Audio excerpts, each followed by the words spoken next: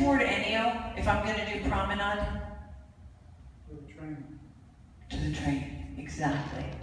Okay, so that's one of them. So if I try to do promenade toward Ennio, I'm pushing her away.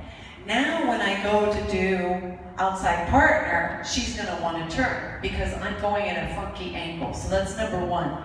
So if I'm going to do promenade, my promenade is a little bit more leftwards at this level. Okay, that rule will change when we get a little bit more advanced. But in this level, my promenade isn't going to go any far more that way than maybe that cup. All right, that cup is about as promenade as I can go.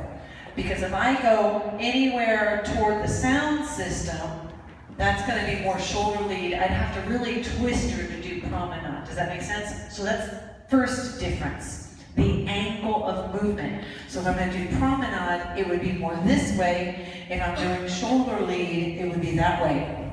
So there's that much difference in direction. Difference number one. Difference number two. If I'm standing on my right foot, I'm enclosed. While I'm on my right foot is when I'm moving to promenade. Okay, so notice I'm moving into promenade before I really stepped. Does that make sense? If I'm doing shoulder lead, I'm not going to do shoulder lead and then step.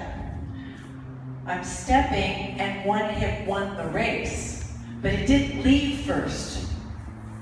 Right? There's a difference when this hip goes. So if I'm here, at this point my hips are even.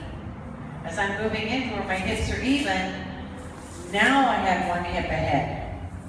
So when the hips are turning is slightly different. One is happening at the beginning or off of my right foot, the other one's happening off of my left foot, gentlemen. So if I'm doing promenade, it's happening on this foot. If it's on promenade or outside partner, it's happening at the end of this step. Does that make sense? It's subtle, but that is